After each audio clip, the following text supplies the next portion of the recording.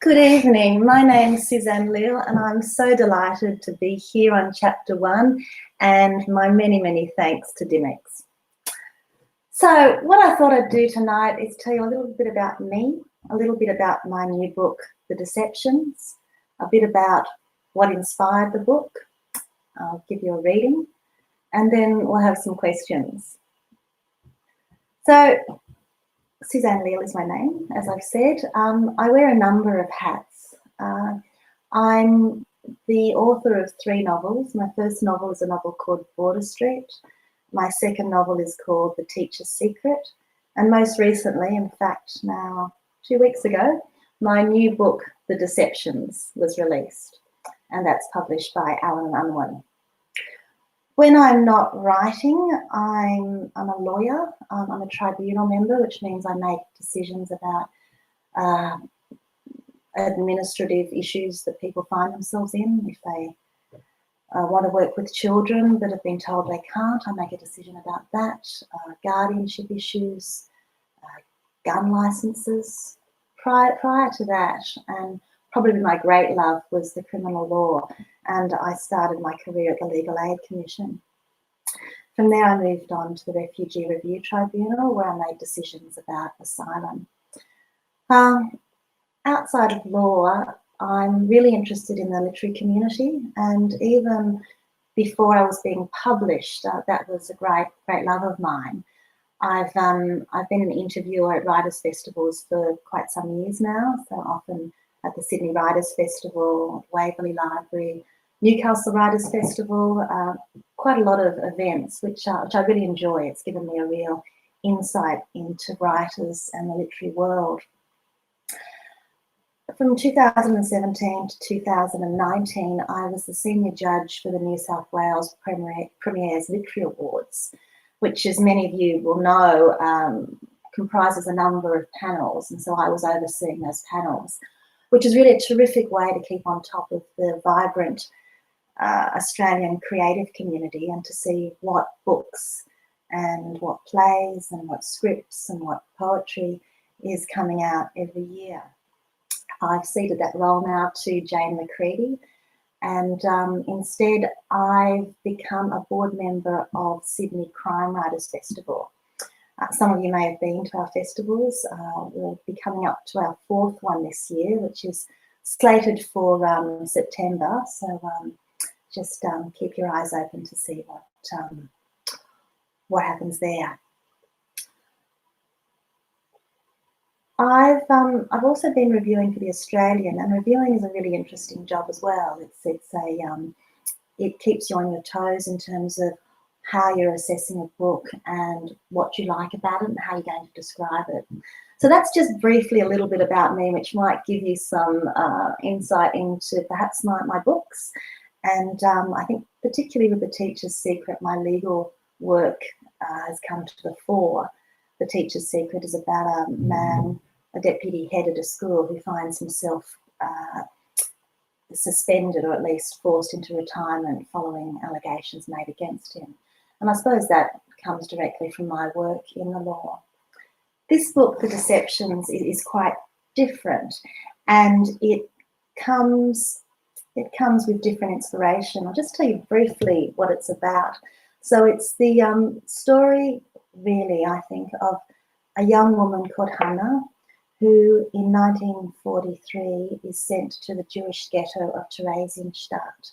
Many people will know about that. If it's new to you, Theresienstadt is a fortress town just outside Prague, which was used as a holding camp for Jewish people during the war prior to transportation onto the concentration camps in many cases. So my character Hannah finds herself there with her parents. She finds herself working as a gardener, and she finds her guard to be a Czech gendarme whose name is Karol. In Theresienstadt, in the ghetto, often the ghetto was guarded not by the SS so much, but by Czech gendarmes. And this Karol takes quite a liking to Hannah. She's quite a vibrant, attractive personality. And Hannah decides not to detract, or at least to stop his advances hoping that he might well save her if she needs saving. And from there, the rest of the story unfolds. It's a story in two timelines. So there's the war timeline and then Sydney 2010, where we find Carl, the former gendarme, as a now elderly but still pretty sprightly man who's made Australia his home and who lives there with his wife and who has a child and a daughter and a granddaughter. And he carries with him regrets that he's kept from the war, and the story, his story, and indeed stories of his family are built very much on secrets and lies and, yes, deceptions, hence the title. And so the book really is about the colliding of the present and the past. So I was just going to tell you a bit about the inspiration behind the book. To do that, I'm going to have to take you back. So I'm going to take you back to early 90s even. I was out of university, living in Sydney, and my then partner and I wanted to move to the beach. And as you might know, Sydney-siders amongst you, it's very expensive in the beach. And we were looking at the rental accommodations, and there came an advertisement for a place in Tamarama, which is just the beach south of Bondi. Beautiful beach, beautiful place. We went to the open inspection. The catch to the property was that it was a duplex and we would be sharing with the landlords. It was a fabulous position though. And when I got to the open inspection, there was a lot of young couples milling around. And I saw to the side of the house where we'd been told not to go, a man, maybe in his 70s, who was wearing one of those tennis hats. You know those tennis hats you used to see in the 70s and 80s, the terry toweling ones? And even his gardening clothes. And I thought, no one has dressed up like that. This man's at home. And I thought he must be the landlord. So I thought I'd go and say hi. Really, I was trying to ingratiate myself. He said hello to me. His accent was clearly German. I speak German. I spoke to him in German. He laughed a little bit. And he said to the real estate agent, I want this one. So he took us. As it turned out, he wasn't German. He was Czech. He was Jewish, and he was also a Holocaust survivor. But his first language had been German, which is the first language for many, had been the first language for many people in Prague, particularly the Jewish population of Prague. So we became really close. So that you can see on screen a picture of Fred, who was really quite dapper and really quite beautiful as a young man, very tall. I think there he's 17, although he looks a lot older. His wife, Eva, he met as a teenager in Prague before the war. And she and he, you can see Eva there, she's in her ball dress that Fred used to tell me he really, really didn't like. Oh, look, I think she looks great. But he used to say he never liked stripes and he didn't like that dress. But I think she looks wonderful. And so Fred and Eva met in Prague and were each sent to the Jewish ghetto of Theresienstadt. And from there, the rest of the Holocaust unfolded for them. As I got to know the two of them, I became very close to them, to both of them, but Fred was the one who spoke to me more, particularly about the war experience. Eva found it all very, very difficult speaking about the war. So after a while, Fred agreed for me to transcribe his stories, and so I could interview him and talk to him about what had happened to him during the war. He had a photographic memory, which meant that he could remember dates and times and events with absolute clarity. So I took this all down, and the transcriptions were the inspiration, or at least the foundation for my first novel, Border Street. We stayed very close, Fred and Eva and I, even after I had children. And Fred and Eva came to the hospital when my son Alex was born, and Fred and Eva were really like grandparents to my children. And then they got older, and then Fred's wonderful, wonderful memory began to fade, and he died. And one day, there'd been a couple of years where things had been a bit tricky for me. When my father had died, I've been very close to my father.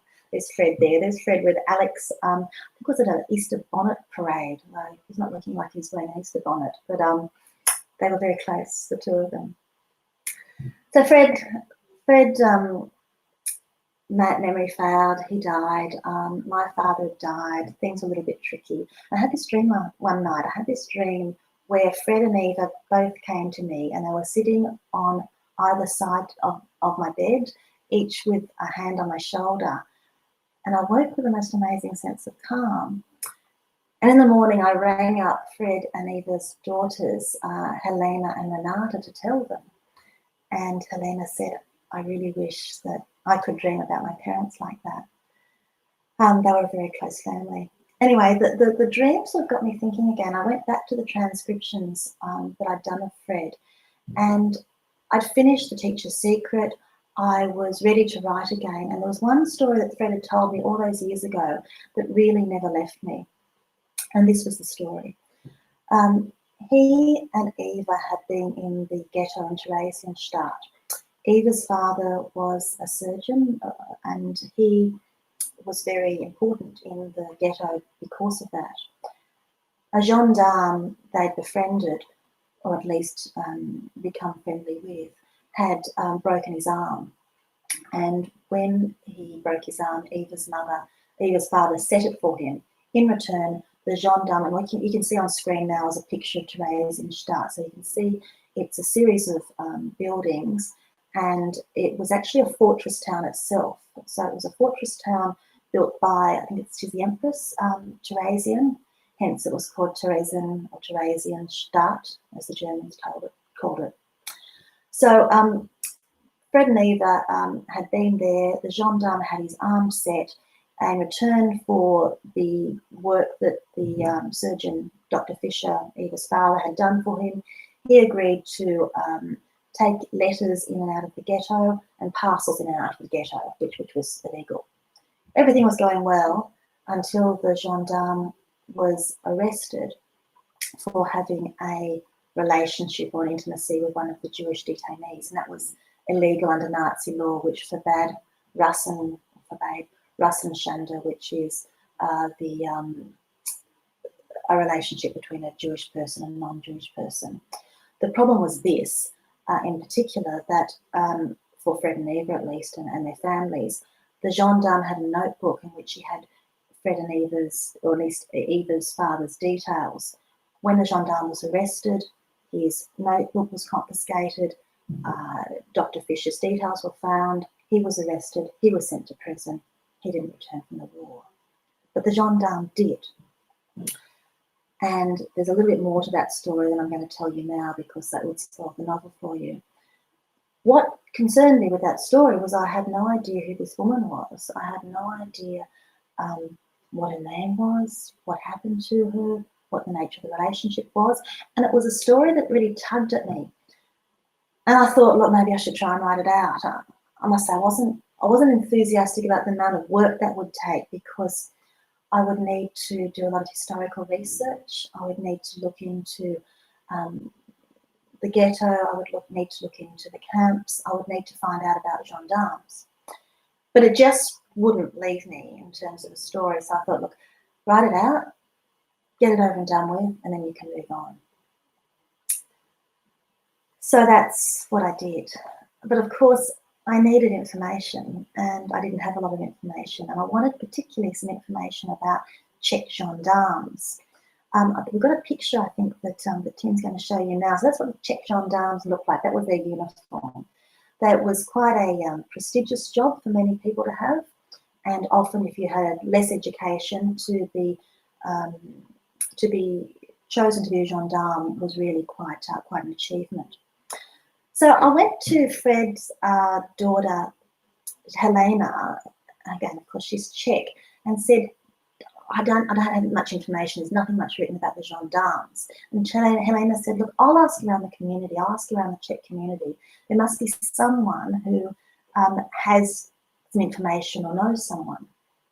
She came back to me a while later and she said, the trail's gone completely dead, completely quiet. No one will talk, if indeed they had something to talk about. And of course, it was then I realised that really the gendarmes are seen partly as collaborators. So I had to look elsewhere. I had to find information from other places. I found them in the memoirs of Holocaust survivors, in particular Arnold Lustig, who wrote a very poignant short story about the gendarmes, and also in an encyclopedic work of Theresienstadt by, again, a Holocaust survivor called H.G. Adler. I also had to read some Czech documents, and I have no Czech, as perhaps you might have gleaned by my pronunciation of Arnold Lustig. And so I went to Helena's place, Fred's daughter's Helena's place one day with some documents to translate. And she'd just come back from overseas, and for the first time she'd visited the concentration camp of Dachau. Now, Dachau was where her father was liberated, and she hadn't been there before, even though she's a big traveller, and this was really a pilgrimage for her. When, and you can see this come on board now, is a photo, and what happens, according to Helena, because I think things have changed since I was there, when you arrive at the memorial site of Dachau, there's this great big photo of the liberation, that photo of the liberation that greets you. Helena walked in the door, and at eyesight, her eyes fixed on a face in that crowd, and you can see it's such a crowd. And she said, "I think it's my father." Now, Fred had a long face, quite distinctive features, and quite large ears actually. And she said that there was all that. He had this long fat face, these ears, and he had height, but of course he was starving, and he'd been starved and treated very badly during the war. So it was difficult to know who actually was him. When she said that, I said to her, "Look, just wait a moment, I've got an idea." And I went back to the transcripts that I've done of Fred. I had them there on the computer as it happened. Scrolled through, because I remembered something he told me. He'd been an escapee. He'd escaped from a concentration camp called Kaufring. And when he was captured, he was sent to Dachau. Now, as you might know, prisoners during the Holocaust who were Jewish wore the striped pajamas or the striped uniform with a yellow Star of David on it. But there were other points or marks that other prisoners would have, and an escapee would have a red point to show that he was an escapee. Now, Fred had told me that when everything started to go west for the Germans in Dachau, and when the camp was collapsing, in disgust and rebellion, he ripped off his pocket and ripped off the escape point with it.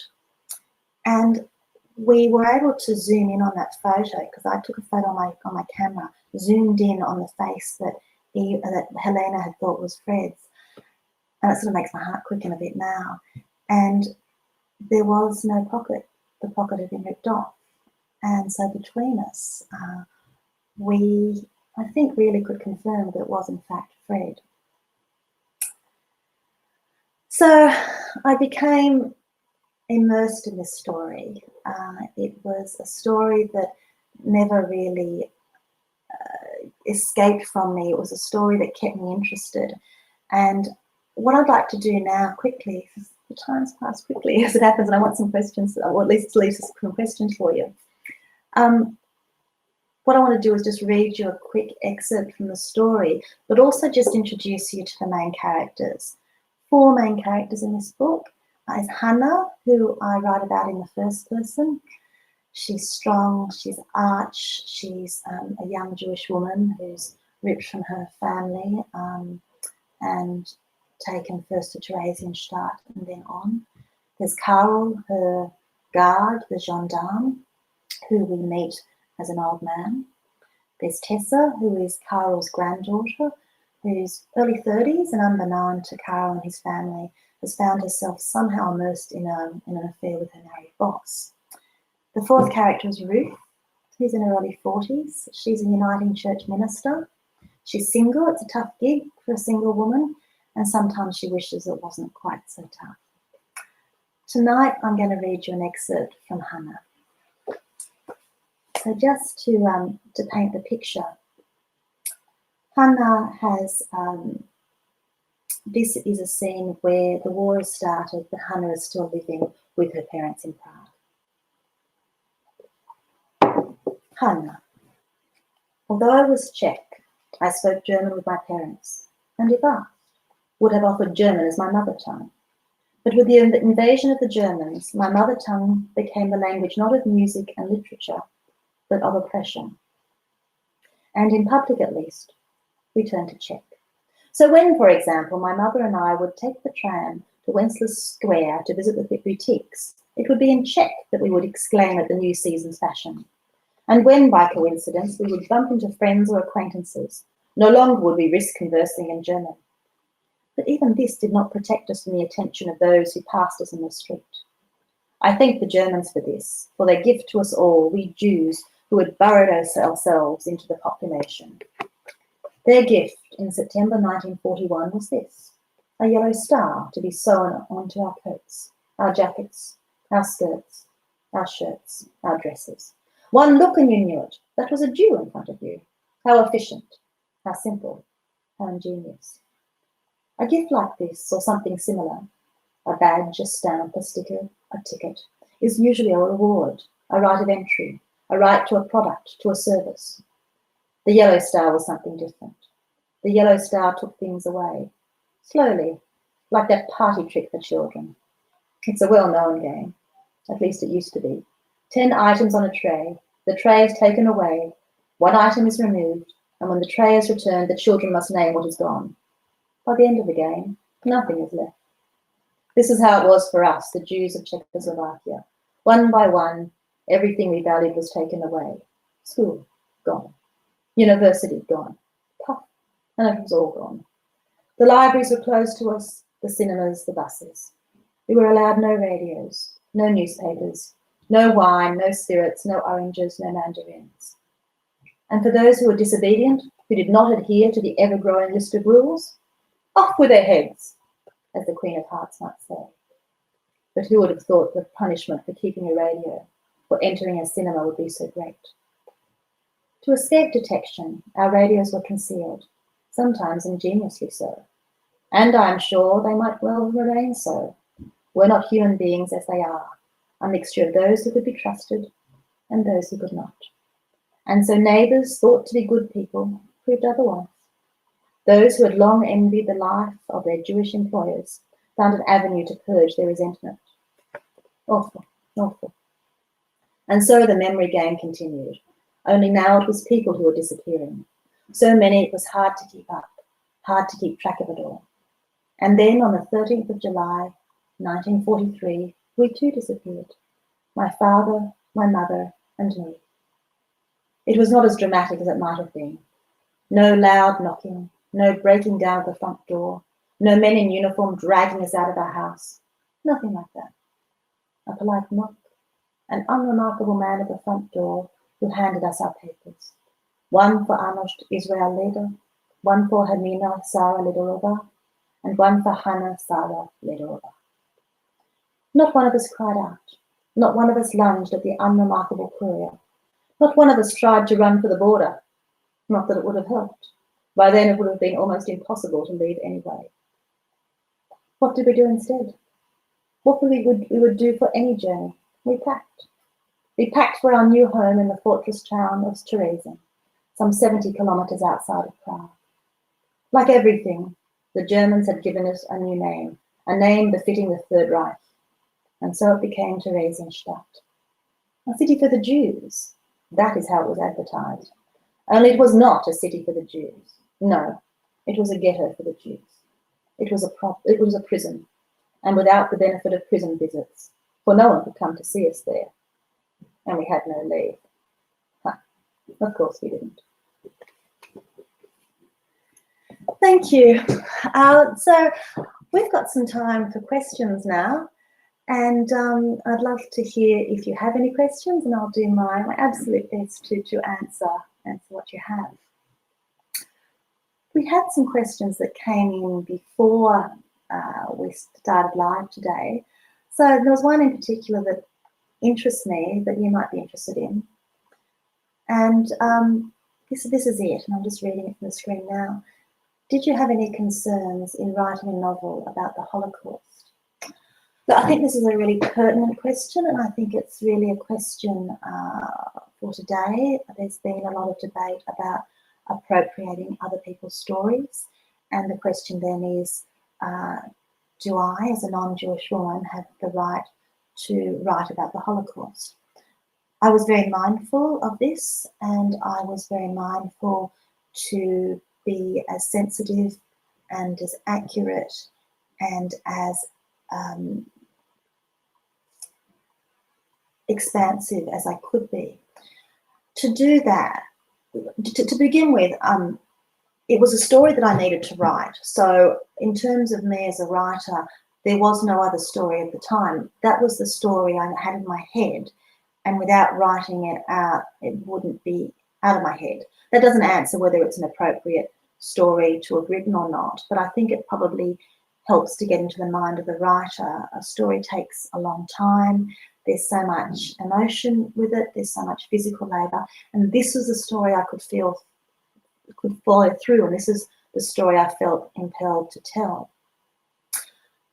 I tried to make sure I was very accurate. I think if you're writing about the Holocaust, that's one of the first imperatives. Make sure that what you write about could have happened. At least that's how I feel. I had help. I had great help.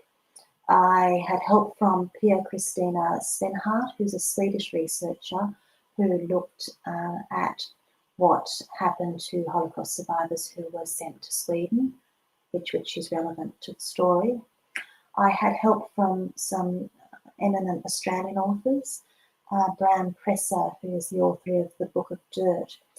He read my manuscript in proof form for me and was very helpful with his comments on it. I also had assistance from Leah Kaminsky, again an eminent Australian Jewish writer, who also read my manuscript for me and gave me extremely valuable feedback. So more than anything though, what I'm grateful for is what I call the blessing of Fred and Eva's children. Fred was always happy for me to write his story, and very pleased when my first book, Border Street, came out. The Deceptions has a lot more of Eva's story in it, and whilst Hannah is not in any way Eva, the geographical journey that Hannah takes through the novel in terms of the Holocaust is Eva's. And I felt that I had Eva and Fred's trust before their death, and I'm grateful for the trust and for the support of Fred and Eva's daughters and grandchildren. So look, that's my answer. I mean, I think it is a book that I needed to write. I have done my best to be sensitive and accurate. I think it's an important story, and I think I was, in this case, the one to tell it. And I hope you enjoy it. I think we've got time for a couple more questions, if there's any. Yes, I'm just trying to lean in so I can read this question here. Okay, so this is the question. Hi Suzanne, I really enjoyed The Deceptions, and it was wonderful to hear the history behind it. In the book, you write about power imbalances between women and men. In doing this, were you influenced by the Me Too movement? Yeah, another complicated question. In my book, I do talk about power imbalance. So Hannah is a young woman imprisoned in a ghetto who comes to the attention of her guard, who clearly is the one with the power. What is interesting about that interaction, though, is that whilst he has the power over her, she is the one who intellectually has the power over him. She is more educated, she is more savvy, and what I wanted to explore there was how that power dynamic can shift to what you think might be the case, but what in reality is the situation. So yes, I am interested in power imbalances in that prisoner situation, as it was. there's another character, Tessa, who is Carl's granddaughter, and she, I think as I said earlier, is having an affair or having a relationship with her married boss.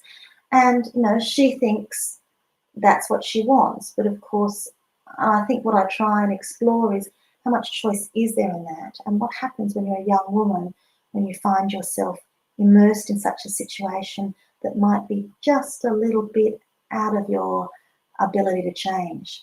So look, if that's being influenced by the Me Too movement, which I think has brought enormous conversation to the table about women and where women's role is, then yes, then I think it has been influenced by that movement, and I think as much as society has been. Thanks for the question, Sue. We've got a question now from Nicole, and her question is, where did you travel for research purposes? Yes, had I had my way, I would have travelled everywhere. Years and years ago, when I wrote Border Street, I travelled to Prague, I went to Theresienstadt, I went to Auschwitz and to Dachau. So what I actually did at that time was to follow by train the trip that Fred had been forced to make during the Holocaust. For this book, I didn't return. So for this book, I travelled in books. I used Google Earth. I used atlases to get my bearings. I read memoirs. I spoke to people who were researching the area. But and part of the contemporary line is set in Sydney. So, you know, and I use the fictional town of Yarra, which I sort of imagine to be somewhere around Oatley. And I use bits and pieces of Sydney, which I don't always know. Yeah. I think we might have time for one quick question before the time's up. And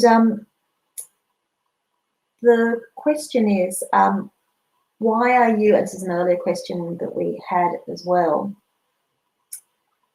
why did you write about a female minister?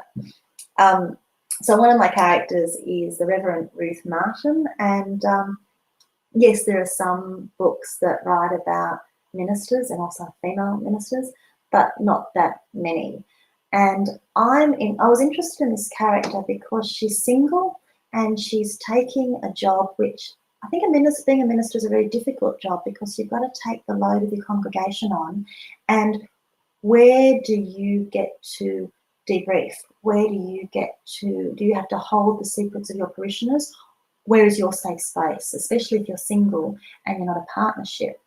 And so I suppose I wanted to look at how difficult it can be in a job which is in the past has been assumed to be a two for the price of one. So a male minister and the minister's wife, and they both run the church together.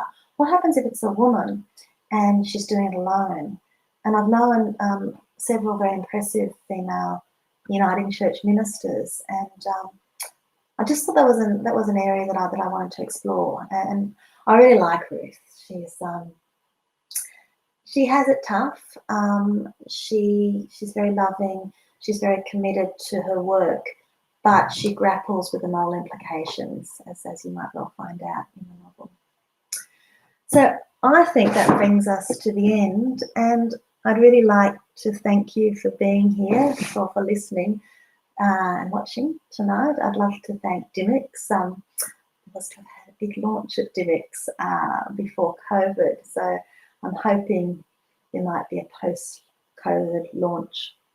Again, my thanks to everyone on the front line who's helping to deal with this awful pandemic that's swept the world. And can I wish you a safe evening and week? And I understand that the magnificent Marcus Zuzak and magnificent Derville McTiernan will be your next guests on Chapter 1. And I'll be tuning in. And so I'll be with you online then. Thank you very much.